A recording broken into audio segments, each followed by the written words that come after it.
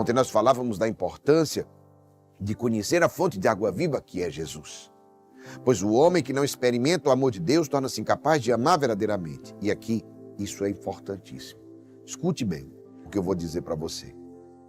Continuando aquele diálogo de Jesus com a samaritana, ele responde.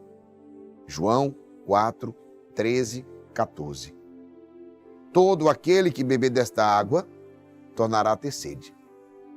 Mas o que beber da água que eu lhe der, jamais terá sede.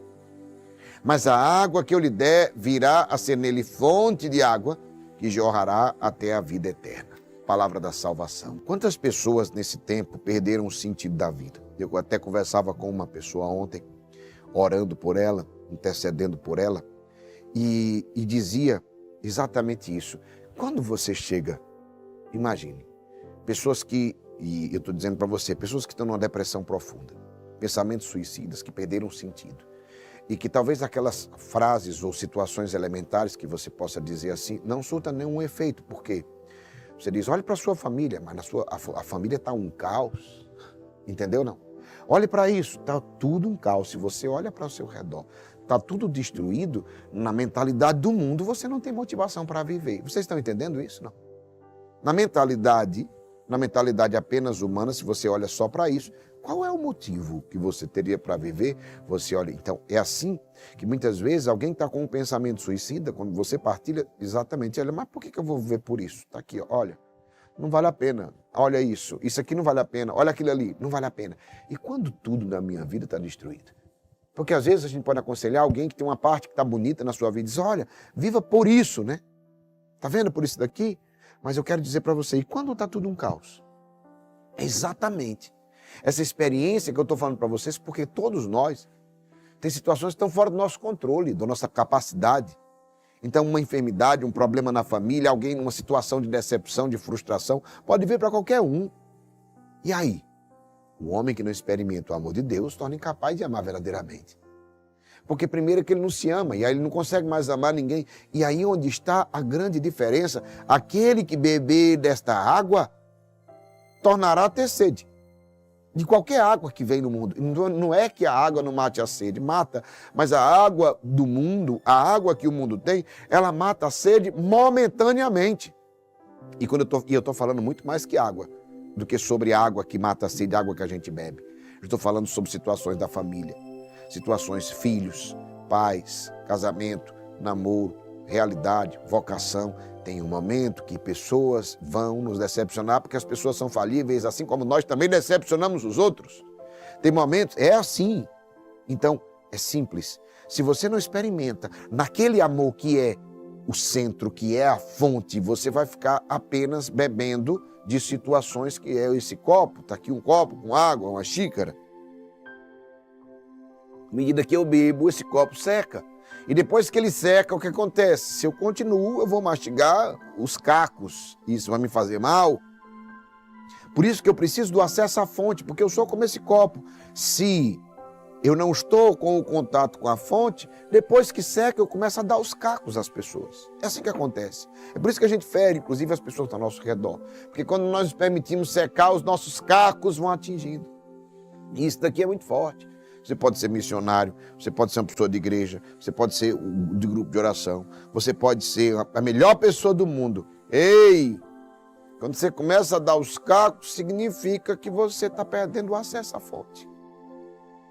Entendeu, não? Quando você começa a dar os cacos, você precisa reconectar-se com a fonte de água viva.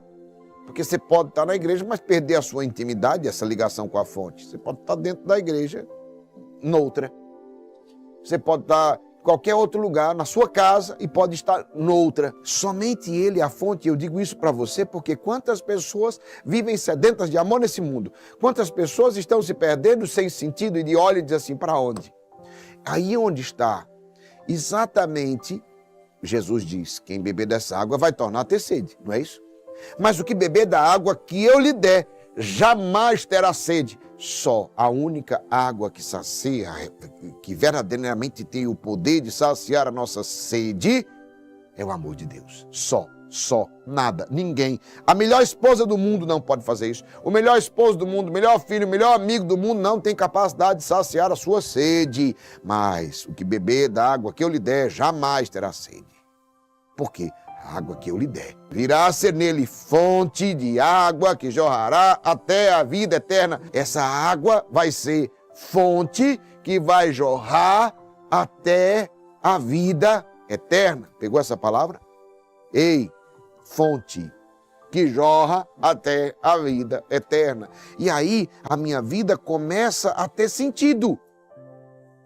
Mesmo no meio do caos. Aí é onde eu posso ter sentido, vivendo um caos. Geraldinho, mas minha família não merece. Geraldinho, olha a minha vida financeira. Ah, que eu estou doente. Ah, que eu estou com um problema. Nada disso merece a minha vida. Mas quando eu tenho uma água jorrando, a minha vida não para nos problemas temporais, carnais. A minha vida é eterna. Ela perpassa essas realidades. Quantas pessoas que estão sedentas nesse mundo? São milhões que nunca fizeram experiência profunda do amar e ser amado de verdade. São milhões de pessoas que vivem, que nunca fizeram experiência profunda do amar e do ser amado. Mesmo que já tenham tido diversas experiências de amor paterno, amor materno, fraterno, conjugal e tantos outros. Quantas pessoas continuam com sede na expectativa de algo maior, de algo mais forte, de algo mais profundo? É sobre isso que Jesus está falando com a samaritana. Quem bebe deste amor terreno continua tendo sede do eterno. Por mais que, e eu não estou falando de experiências negativas, por mais que você tenha experiências positivas, você continua com sede. É igual aquela pessoa que vai casar, pensando que todos os problemas da sua vida vão ser resolvidos se casar. Meu Deus, pelo contrário, você vai juntar os seus problemas com o problema do outro, vai dobrar, eu estou avisando já para você saber. Vai multiplicar, porque agora é os teus e os do outro. As suas carências com as carências do outro. Suas fraquezas com as fraquezas do outro. Isso aqui é muito forte. Qualquer amor terreno que você experimentar, você vai continuar tendo sede do eterno. Não pense que as suas carências, só quem vai suprir as suas carências, as suas necessidades, as suas feridas, é o amor de Deus. Não tem amor de esposa, de namorado, de marido. Não, ninguém pode dar, nem seu pai, nem sua mãe. Só quem pode suprir a tua necessidade, carência de amor, é a fonte. É o amor de Deus. Só assim você vai estar plenamente, sabe? Por isso, o nosso corpo é temporal, a nossa alma é eterna. E aqui está o centro da questão, as coisas desse mundo nunca conseguirão saciar a nossa sede. Por isso que as pessoas tentam preencher esse vazio com propostas desse mundo e se frustram. E até morrem tentando. Uma tentativa vã de preencher vazio com vazio. A pessoa começa a usar droga, ele não usa para fazer o mal. Eu vou fazer o mal, a mim, aos outros, vou usar droga. Não, nem assim não. Ele entra num momento de carência, de fraqueza, de tristeza, sabe, de dificuldade na sua vida. E alguém diz, prova isso aqui que vai melhorar. Mesma coisa do alcoolismo. Aí a pessoa morre usando droga, aí volta o vazio de novo, aí usa a droga, aí pensa que faz uma falsa sensação, né, de preencher. Preencheu, passou o efeito da droga e vai mais. O que é que a pessoa morre? Morre usando droga de overdose, tentando preencher o vazio, mas não consegue, porque não tem nada nesse mundo. É a mesma coisa na prostituição. E aí vai, se prostitui, depois tá não sei o quê e tudo mais. Ei, escuta, Deus tem um projeto para a nossa vida. Ei, Deus tem um projeto para a tua vida e um projeto de amor. Entre milhares e milhares de possibilidades você nasceu. E não adianta dizer, eu fui um acidente. Ah, mas pode ter sido até para seu pai, pode ter sido até para a sua mãe, mas para Deus não. Você não foi por acaso não, viu? Porque não dá para acertar num acidente não. Imagine que para fecundar um óvulo são milhões de espermatozoides. Só você deu certo. Já pensou? Ei, Deus fez você como um projeto para a sua vida. Por mais que você possa ter sido rejeitado, Deus não rejeita você. Deus não errou com você. Diga, Deus não errou comigo. Isso é muito importante você saber. Porque podemos nos perguntar, quando foi que Deus não nos amou? Quando foi que Deus não nos acolheu? Quando foi que Deus não nos perdoou? As pessoas podem até não te perdoar. Pode ser até o povo da igreja, né? Até os novos fariseus podem até não te perdoar. Mas quando foi que Deus não te perdoou? Era difícil, inclusive, para os judeus daquela época. Imagine, até para os discípulos de Jesus estavam caminhando com ele, que Pedro, depois de ter entendido tudo, entendeu, Pedro, entendi. Viu, Pedro, vi. Senhor, mas eu vou dizer para o senhor saber que eu estou no nível alto. É 7 vezes que eu devo perdoar, Senhor. Pedro quis mostrar que estava, Senhor, eu sou diferente de todo esse povo aí. Eu estou no nível bem alto. Botou lá em cima. 7 vezes eu perdoo? Aí Jesus disse, eu não te digo 7, eu te digo 70 vezes 7. Então eu quero dizer, a medida de Deus é muito mais ampla, sabe? Isso aqui é muito forte. Essa é uma pergunta que devemos fazer sempre, certos de que o Senhor sempre nos amou. Desde antes, durante e até depois. E Deus vai continuar nos amando. Eu digo com muita ousadia. Lembra daquela música, né? Deus é capaz? Deus só não é capaz, né? De deixar de te amar, de nos perdoar, de nos acolher. Ainda que nos precipitemos, ainda que nos afastemos, Ele nunca se esquecerá de nós. Deus nunca se esquecerá de ti. É lindo perceber que Deus, Pai, nos escolhe, e é interessante, não pelo que nós fazemos. É um amor pessoal. Lembra que eu falava ontem? Incondicional, sem medidas, fiel, eterno. Você precisa ter consciência. Deus ama você, não é vocês, não é a multidão, não é todo mundo. Ei, todo mundo aí, todos os combatentes, Deus ama você. Não, Deus ama você, combatente. Ei, amado, amada. Por isso que eu sempre te chamo assim, Deus te ama, eu amo pessoal. Mas Geraldinho, eu já errei muito na vida, eu já fiz tanta coisa errada. O amor de Deus é incondicional, Ele não coloca condições. Não. Mas e isso e aquilo, aí você começa a colocar coisa, é sem medidas. É fiel. E vai durar quando? Eternamente. O amor de Deus é eterno. Mas a água que eu lhe der, virá a ser nele fonte de água que jorrará até a vida eterna. O amor de Deus é o que precisamos para dar sentido à nossa vida. O amor de Deus, eu repito isso, o amor de Deus é o que precisamos para dar sentido à nossa vida. Lembra? Você é precioso. Deus te aprecia. Deus te ama. Mesmo que você não mereça, Ele continua te amando. Ei, amado, se entendermos esse amor, se formos curados por esse amor, as nossas vidas serão transformadas. A sua vida será transformada. Se você entender esse amor, se você for curado por esse amor, sua vida será transformada. E se somos transformados, sentimos o impulso de ser uma manifestação viva do amor de Deus, nossos corações virão a ser fonte de água que jorrará até a vida eterna. Quando eu experimentei o amor de Deus na minha vida e falo e arrepia, por isso que eu estou aqui depois de todos esses anos, batalhas, dificuldades, venha o que vier, aconteça o que acontecer, eu estou aqui, eu permaneço. Por que eu permaneço? Porque eu experimentei o amor de Deus, senti transformar, vi esse amor misericordioso de Deus.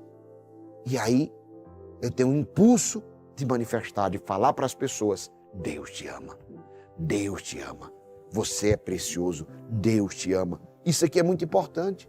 Porque no coração começa a jorrar essa fonte de amor de Deus que transborda, não aguenta. Eu podia ficar, não, vou ficar com essa notícia para mim. Não, essa notícia não consegue ficar comigo. Ela precisa ser levada aos 4 cantos da terra. Isaías 44, 1-3.